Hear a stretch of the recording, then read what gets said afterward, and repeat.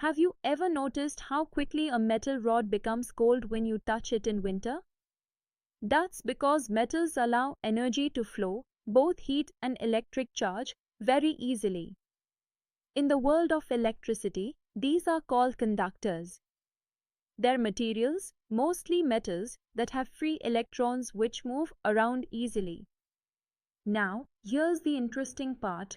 When a conductor is left alone with some charge on it, that charge doesn't just stay still. It moves around until it finds a perfect balance. This state is called electrostatic equilibrium, and in this state, the electric field inside the conductor becomes zero. Yes, zero. And all that extra charge? It doesn't hide inside. It spreads out and settles only on the surface of the conductor. As shown in the diagram, the electrons are moving around freely and the charge piles up on the outer boundary. Let's look closer at how the electric field behaves near a conductor. First, inside the conductor, there's no electric field. Why? Because if there were, the free electrons would keep moving, and that would break electrostatic equilibrium. Just outside the conductor, however, things get interesting. The field points straight out, perpendicular to the surface, and here comes a key formula, E equals S divided by E naught, where sigma S is the surface charge density, and epsilon naught is the permittivity of free space. This comes straight from Gauss's law, a very powerful idea in electrostatics. And remember, there's no sideways or tangential field on the surface. If there were, charges would slide along the surface. The pillbox diagram here shows this perfectly. Field lines coming out at right angles to the conductor's surface. Now let's talk about electric potential inside a conductor. Imagine walking inside a room where the floor is perfectly flat. No matter where you stand, you're at the same level. That's exactly what potential is like inside a conductor at equilibrium.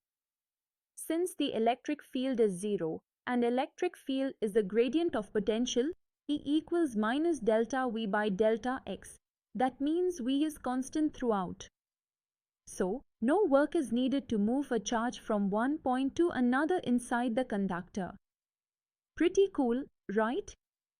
In fact, even the surface of the conductor is at the same potential. That makes it an equipotential surface. Think of a charged metal sphere. No matter where you touch it, the potential is the same. Ever wonder how your smartphone doesn't get fried when lightning strikes nearby? Well, thank electrostatic shielding. When you bring a charge near a conductor, the conductor reacts. It rearranges its own charges, placing opposite charges on the near side and similar charges on the far side. Why? To cancel out the internal electric field and stay in electrostatic equilibrium.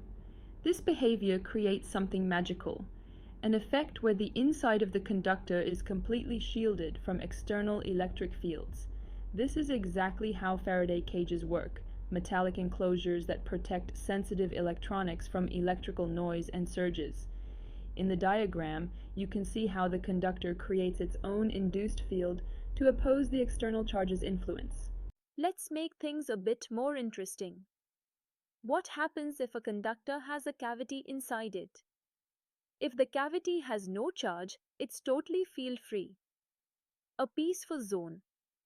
But place a charge Q inside that cavity, and suddenly, the inner surface of the cavity responds with an induced charge Q to maintain zero field in the conductor's body. And to keep the overall charge conserved, a plus Q appears on the outer surface of the conductor. This clever redistribution ensures that the external world feels the presence of charge Q, even though it's hidden inside. This principle is vital in electrostatic experiments and precision devices where isolation from external fields is a must. Alright, time for a solid example to cement what we've learned. Let's say we place a point charge plus Q at the center of a hollow conducting spherical shell. Step 1. The shell's inner surface immediately develops a charge Q to cancel the field inside the conductor. Step 2. To stay electrically neutral, the outer surface gets a charge of plus q. Step 3.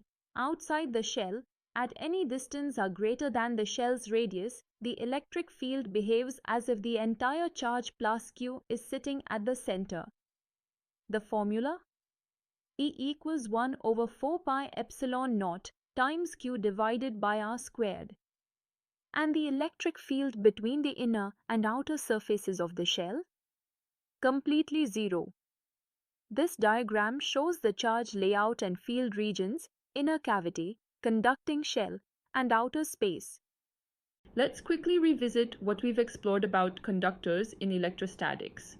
Inside a conductor, the electric field is zero, and the electric potential is constant. All the excess charge resides only on the surface. Conductors can shield their interiors from external fields, which is the principle behind Faraday cages. A charge placed in a cavity induces an equal and opposite charge on the cavity wall, preserving field-free zones in the conductor. And the behavior of spherical shells shows us how beautifully conductors can shape electric fields, inside and out. So next time you're near a lightning rod, a microwave, or a grounded metallic box, remember you're witnessing electrostatics in action.